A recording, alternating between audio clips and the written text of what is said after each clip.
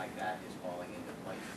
So I think, yes, we will continue to hear about those stories, but I think it's has a short life that will be going away. You know, I just want to, this is a tidbit I left out in my presentation. We've done more than a million, like 1.3 million wells have been fracked in the last 3 years. And we've had some problems. I'm not saying there's no problems. There are. Some of it's construction, some seismicity we've seen for the reasons that Jim just mentioned. I'm also not going to say there's never going to be a problem, in the future. But there are ways to address it through appropriate regulation, appropriate application of those regulations, but we can work through some of these things. So my only point in referencing that is seismicity is not a deal killer. You know, it's a concern that needs to be addressed. Thank you. Kirby, you have a question? Yeah, just kind of expanding our view here, and maybe Kirby, you can comment on this. Worldwide, how does the supply demand situation work worldwide? And I guess that relates to the LNG terminal business, et cetera, exporting and importing liquefied natural gas. Are there fracking opportunities worldwide, or does North America have them all? Or how is this going to change the dynamics of the markets? I'll just give you my quick view. I mean, after reading this, I had 1 year of a non-compete where I couldn't do anything in the U.S. or in Poland where we've done projects, so I spent a lot of time in other places. What I can tell you is the opportunity is bigger outside of the U.S. than it is here. Involvement projects in Africa, in Tanzania, where they're looking to use LNG to displace $40, $45 per million BTU heating oil for operations. To the Arctic, people are looking at trying to bring LNG to the Arctic to fuel the mining operations that are there. Mexico, the opportunities around the world are far bigger, in my opinion, even than here in the United States. Next question. Sorry, I got to get a couple of there. I should let you. Yeah, you should let me. So one of the things, when I sent out the email about this event, a lot of people responded, oh, you got to watch that movie Gasland. This stuff is really scary. So I did. And, you know, there are issues around methane and water and lighting water on fire and health and things like that presented in the movie. And there's an issue with regulation where they claim that all this is exempted under federal law, that you can do anything you want. I'd like the panel to respond to that.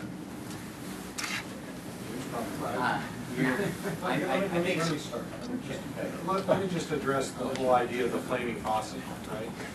Okay, so in Gasland in particular, again, I'm not here to tell you that there aren't and haven't been construction issues that have created problems, like we heard from something about, in fact, it was Jim who referenced the issue of wells. That said, Gasland in particular, that particular well, methane occurs naturally in many aquifers. That one had been identified by the state of Colorado as one previous to Gasland ever being out there, in which methane occurs naturally.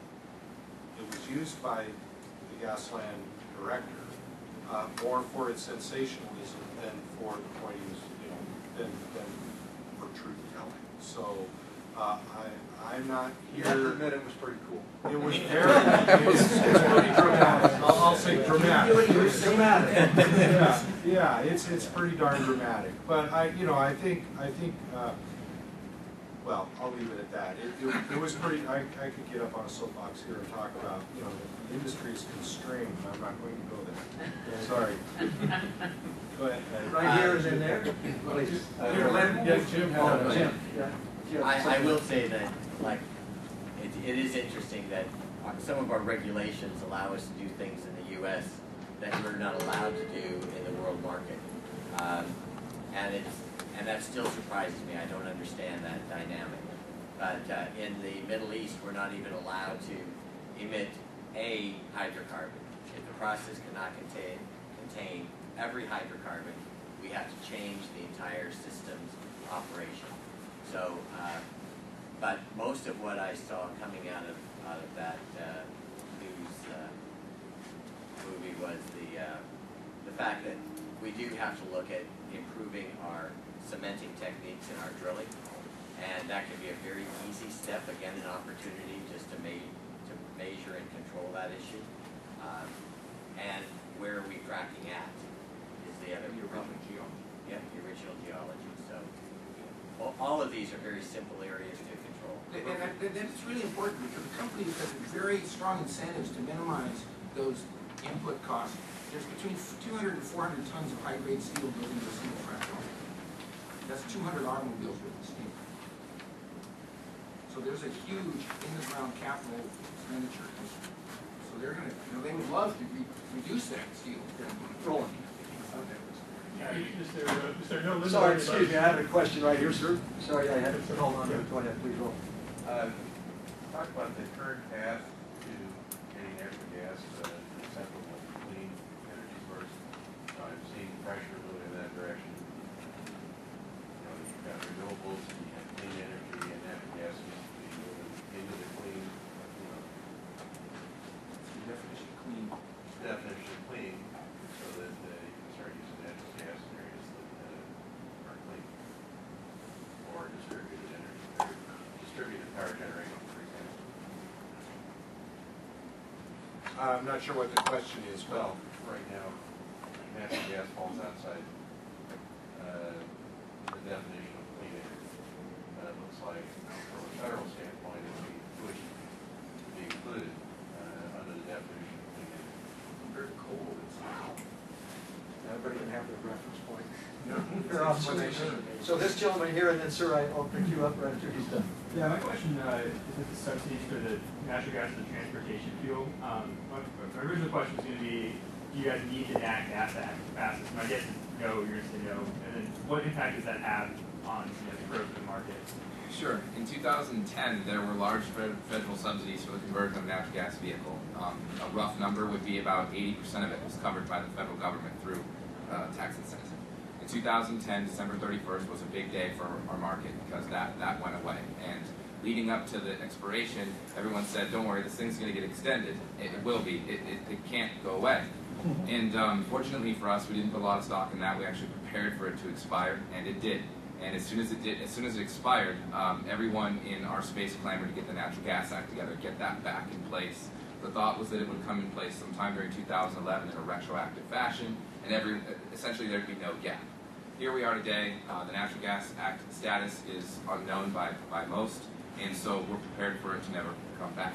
I'm here to tell you we've been extremely successful without it for all of 2011. Almost every deal that we've done is economically viable, incentive-based, fantastic ROIs, all of that without credits. Have we had to come up with some creative financing models? Absolutely.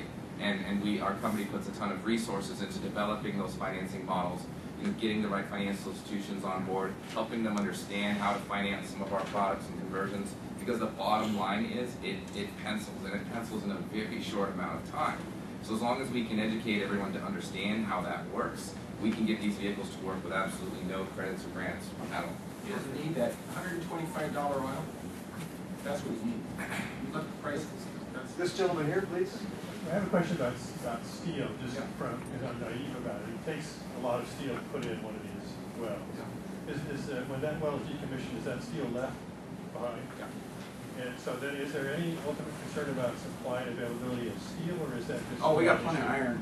There might be an issue. That's why, if you know what molybdenum is, I love the opportunity to use the word molybdenum because I can pronounce it. You don't know how long I worked on that one.